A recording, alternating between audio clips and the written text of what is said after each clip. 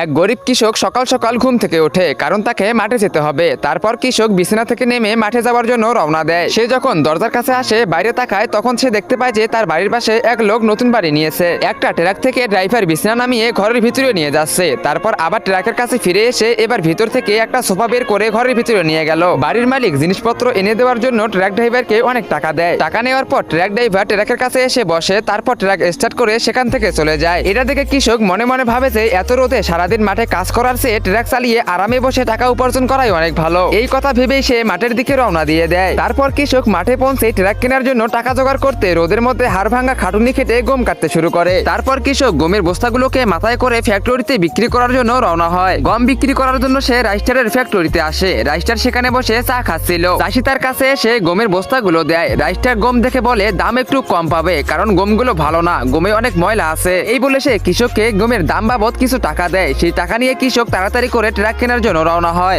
Guys, আমি ইদানিং শুনতেছি যে ফ্রি ফায়ার থেকে নাকি পাবজি প্লেয়াররা অনেক বেশি বেড়ে গেছে। তো আজকে আমি এটাই দেখবো। তোমাদের কোনো কিছুই করতে হবে না। তোমরা যদি ফ্রি ফায়ার খেলে থাকো এবং ফ্রি ফায়ারকে ভালোবেসে থাকো, তবে অবশ্যই ভিডিওতে লাইক করে চ্যানেলটিকে সাবস্ক্রাইব করে দাও। আর পাবজিকে ভালোবাসলে কমেন্ট বক্সে কালো লাভ দাও এবং ফ্রি ফায়ারকে ভালোবাসলে লাল লাভ দাও। আমি দেখতে চাই কার অডিয়েন্স সব থেকে বেশি। টাকা নিয়ে কৃষক সোজা ট্রাক কেনার জন্য আজ্জু ভাইয়ের শোরুমে চলে আসে, যেখানে আজ্জু ভাই ঘুমিয়ে ঘুমিয়ে পায়েল গেমিং এর স্বপ্ন দেখতেছিল। কৃষক আজ্জু ভাইকে ঘুম থেকে ডেকে তোলে। আজ্জু ভাই ঘুম থেকে উঠে বলে, কে রে তুই, কি চাই এখানে? তারপর কৃষক গম বিক্রি করা কিছু টাকা দিয়ে বলে, নে ভাই, আমাকে একটা ট্রাক প্যাক করে দে। এই কথা শুনে আজ্জু ভাই শুয়ে শুয়েই বলে, আবে এটা কি কোনো 150 টাকার মিষ্টি নাকি যে তোকে আমি প্যাক করে দেবো? তোর বাপ কখনো ট্রাক কিনেছে? চল যা এখান থেকে, আমাকে ডিস্টার্ব করিস না। কৃষক এত অপমান সহ্য করে আরো টাকা ব্যবস্থা করার জন্য সেখান থেকে চলে যায়। কৃষক রাস্তায় চলতে চলতে একটা ব্যানার দেখতে পায়, যেখানে লেখা ছিল এক ব্যক্তি মদ সাপ্লাই করতে গিয়ে পুলিশের হাতে ধরা পড়েছে। এটা দেখে কৃষকের মাথায় একটা দুষ্ট বুদ্ধি খেলে যায়। তারপরে সে সোজা সবচেয়ে বিপজ্জনক সন্ত্রাসীর আস্তানায় এসে পৌঁছায়। সেখানে সন্ত্রাসী এবং তার দুই চামচা দাঁড়িয়েছিল। তারপর কৃষক সন্ত্রাসীর কাছে হাত জোর করে বলে, আমার টাকার খুব দরকার, আমাকে টাকা দিন, এর বিনিময়ে আমি আপনার মদ সাপ্লাই করে দেব।